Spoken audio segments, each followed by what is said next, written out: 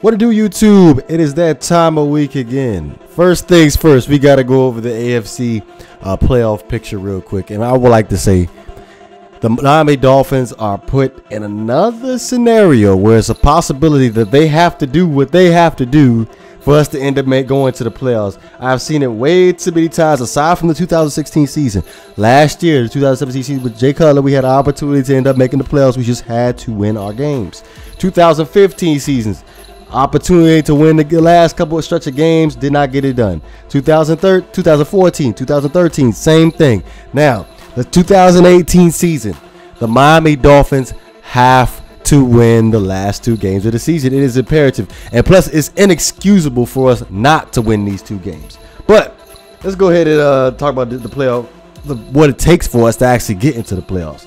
Now, first things first, like I've discussed 2 weeks ago, the Miami Dolphins have an opportunity of actually winning the division, which means the New England Patriots were going to have to sit back and lose out the last two games, which seems to be it's a little bit of a stretch, but I think it's possible, especially because of the fact that Josh Gordon is going to be suspended, so he's going to most definitely miss the last two games of the season. And I'm looking at, as far as the New England Patriots offense, they really don't have any weapons.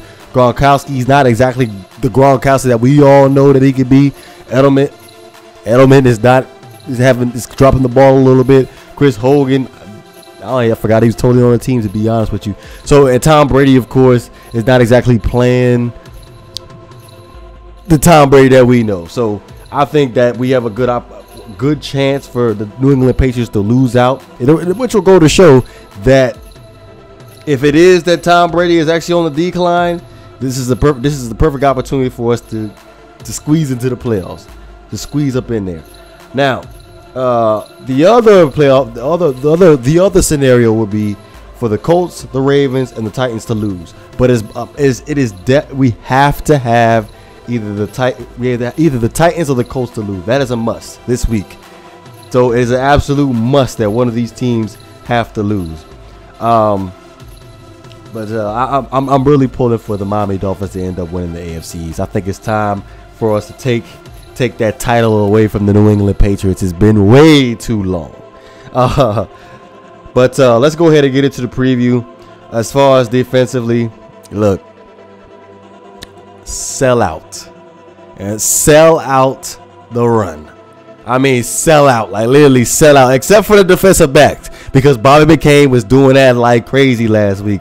Everybody else sell out to stop the run. Like that. Let's not give the Jacksonville Jaguars a reason to run the ball. I want the Miami Dolphins to force the ball into Cody Kessler's hands or Blake Bortles' hands.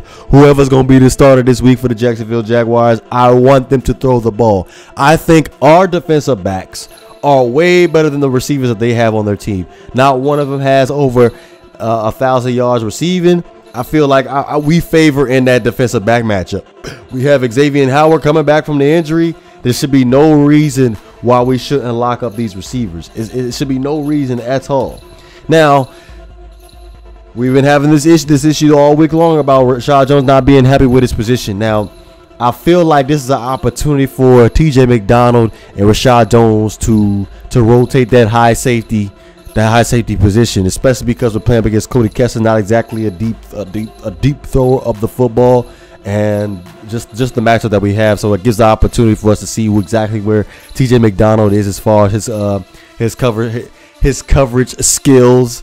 And to be honest with you, I thought Rashad Jones was very, very selfish about his what he said, but that's a conversation for a different day. But I think this is a perfect opportunity for those two to sit back and rotate up the top safety position at this game. Now, moving on to the offense, you know where I'm going to go with this. The offensive line has to execute. Literally, they have to work as a unit. When over the past couple of weeks, teams have been sat back and blitzing us, and we cannot stop. We cannot communicate. The offensive line cannot communicate with each other to pick up who they need to pick up. So it's imperative, I hope, that they sat back and worked on this. Ryan Tannehill got sacked 9 times. That literally will kill the game. I don't care what team it is. If your quarterback is getting sacked that many times and he's getting hit, not to mention the hits, that could take a toll on the quarterback, and I do not want to see that again for Ryan Tannehill to like be trying to pick himself up off the turf. Really, I don't want to see that. So again, protect Ryan Tannehill. Offensive line, execute as far as running lanes. Now, number 2, as we all know, Frank Gore is going to be out for the season, so that's going to be increased snaps for Caleb Ballage. So I'm looking at these 2 backs, Caleb Ballage and Kenyon Drake. They are very, very versatile backs. Like, I can see some things where Adam Gase can have them both line up as running backs in the backfield and have them like end up motioning out as wide receivers because they're very, very versatile. So be sure to look out for that. Also the Wildcat. I'm not really a fan of that, us running that, but it seems to be working. But yeah, just look forward to Adam Gase utilizing Kenyon Drake and Caleb Ballage during the course of this game. Last but not least, I will sit back and say this: convert on third downs. Of course, it's important for Ryan Tannehill to sit back and have a good game, but I have faith in Ryan Tannehill. If he has the protection, he can execute. He literally can execute. But other than that, man, that's all I got. Like, convert on third downs is really the most important thing. I think we only convert like 3 third downs out of like 15 last week, so it's very, very, very important. But final score, I'm gonna keep it very, very low scoring. I'm gonna go ahead and go with 10-13 Miami at home. Keeps our playoff hopes alive.